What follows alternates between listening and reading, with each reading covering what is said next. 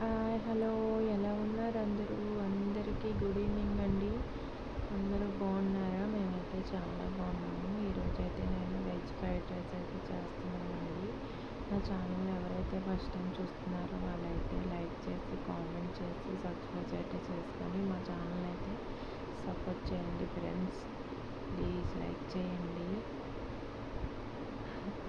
నేనైతే ఫస్ట్ మొత్తం కూరగాయలన్నీ అయితే కోసి పక్కన పెట్టుకున్నానండి. పచ్చిమిర్చి, టమాటా, ఆనియన్స్, క్యాప్సికమ్, క్యాబేజీ, క్యారెట్, ఇంకా ఏవైతే ఉంటాయో అవన్నీ కూడా అన్నీ వేసుకోవాలని రూల్ ఏమీ లేదండి. మన దగ్గర ఏముంటే వాటితో కూడా చేసుకోవచ్చు.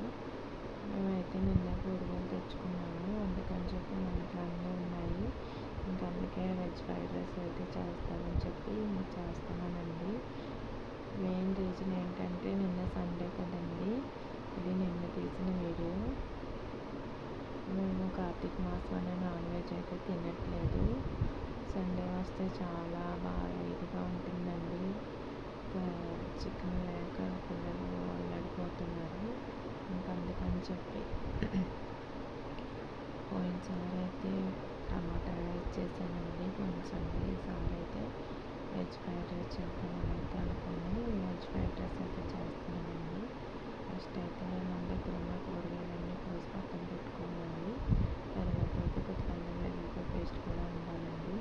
నా దగ్గర అయితే ఎప్పుడు ఉంటుంది. నేనైతే అయిపోయిందని చెప్పి మళ్ళీ ఇవాళ చేసుకున్నాను. కొద్దిగా గరం మసాలా, ధనియాల పొడి మొత్తం అన్నీ కూడా మనం రెడీ చేసి పక్కన పెట్టుకొని బిర్యానీలో ఏవైతే సరుకులు వేసుకుంటామో అన్నీ కూడా వేసి ఫస్ట్ ఫ్రై చేసుకోవాలి. ఫ్రై అయ్యాక మనం కట్ చేసి పక్కన పెట్టుకున్న ఆనియన్స్, పచ్చిమిర్చి, బీన్స్ లేవండి మా దగ్గర, క్యాప్సికమ్, క్యారెట్, క్యాబేజీ అయితే వేసి బ్రౌన్ కలర్ వచ్చే వరకు అయితే వేయించకూడదండి. లైట్గానే వేయించాలి. మీడియం ఫ్లేమ్లో పెట్టి మొత్తం బ్రౌన్ కలర్ వస్తే టేస్ట్ అయితే ఉండదండి. అది వేగాక కొద్దిగా అల్లం వెల్లుల్లిపాయ పేస్ట్, గరం మసాలా, కొద్దిగా కారం, కొద్దిగా ధనియా పొడి కూడా వేసుకొని కొత్తిమీర కూడా వేసుకోవాలండి. తర్వాత అయితే బాగా వేడిపోయాక రైస్ అయితే వేసుకోవాలి.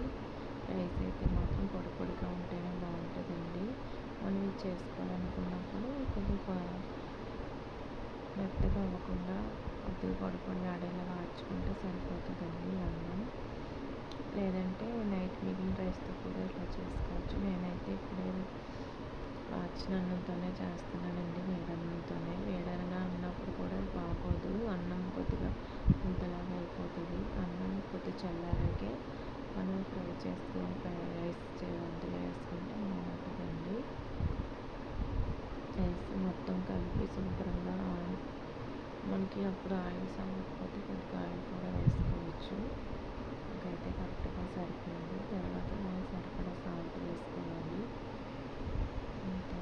కొద్దిగా మళ్ళీ కొత్తిమీర ఉంటే కొత్తిమీర కూడా పైన చల్లుకొని ఒక ఉల్లిపాయ కట్ చేసుకుంటే చాలా అంటే చాలా టేస్టీగా ఉంటుంది. ఎవరికైనా ఇంట్రెస్ట్ ఉంటే ట్రై చేయండి. చాలా బాగా వచ్చింది. మా పిల్లలు అయితే చాలా ఇష్టంగా తిన్నారు. ఓకే ఫ్రెండ్స్, ప్లీజ్ లైక్ చేయండి, కామెంట్ చేయండి. మా ఛానల్ అయితే సపోర్ట్ చేయండి ఫ్రెండ్స్. నా ఛానల్ ఎవరైతే లాస్ట్ వరకు చూసారో వాళ్ళందరికీ థ్యాంక్ యూ సో మచ్ అండి. Okay friends, bye. Please like చేయండి, కామెంట్ చేయండి, సబ్స్క్రైబ్ చేసుకోండి. Thank you for watching.